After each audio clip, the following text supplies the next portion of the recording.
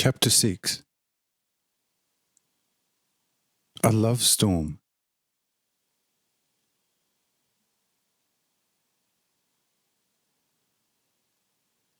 These words nearly cost Myra her life.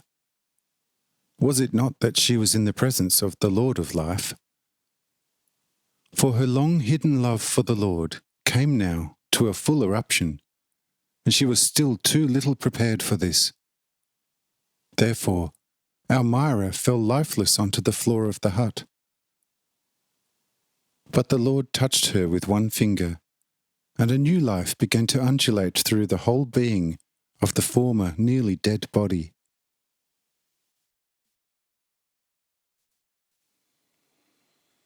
But this was good and within my order.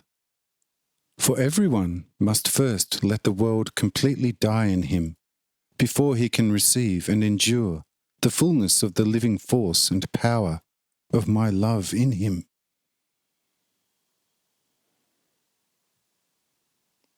But when Myra, now reborn by my love in her, arose again, she wept for too much love for me, and was not able to talk with her mouth, because her whole being has become one word, a word which nevertheless said more than all the books in the world. For this endless important word is love. That is the pure, true, living love for God.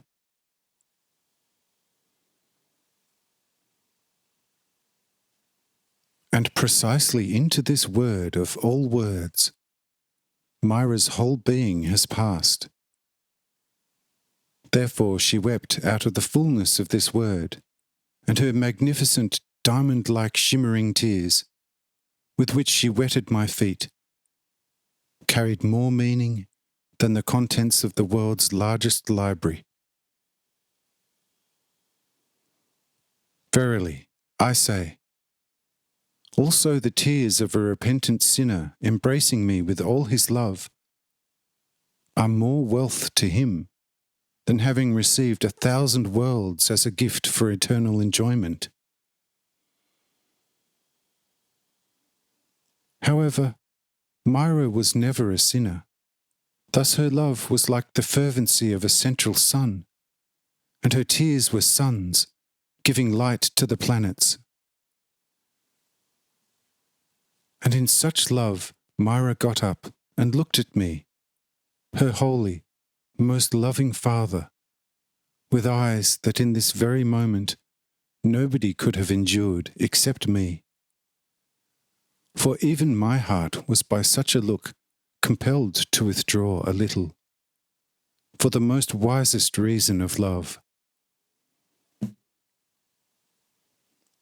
For if I had let my heart run freely, it would have consumed Myra with a most powerful counterfire, and would have engulfed her as the subject of the most powerful love.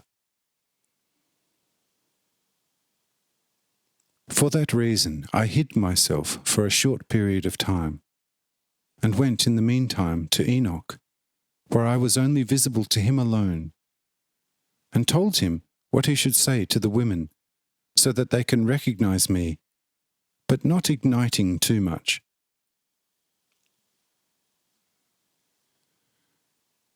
Also for the sake of the fathers did I withdraw myself a little from their sight, because also in them the still somewhat immature love ignited a little too violently, and in this flame they would not have endured my visible presence too well.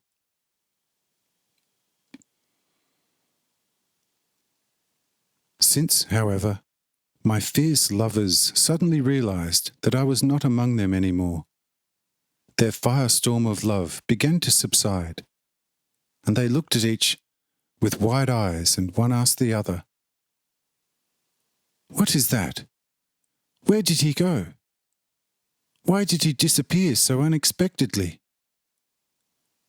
He still wanted to tell us something about the sun a little, but now that our hearts ignited, he left us. No, that is quite weird. Just when one wants to embrace him, He is gone." But Myra said, "Also my eyes do not see him any longer, but my heart is filled with him, and that is endlessly more than I, a poor sinner before him, is in the smallest part worthy of him. If I can be allowed to just love him, it is quite enough for me. For that I know anyway that his visible appearance is just a rare grace of him. For if he would be constantly visible among us like a person, we would no longer be able to help ourselves for all the increasing love for him. Or we finally would get so used to him that he would appear to us just like any other person. Therefore, he quite well knows what is good and right, and goes at the right time, and comes at the right time." Here the Lord appeared visibly in the hut again, and said to Myra, "That's right. You guessed it completely. He always goes and comes when it is good.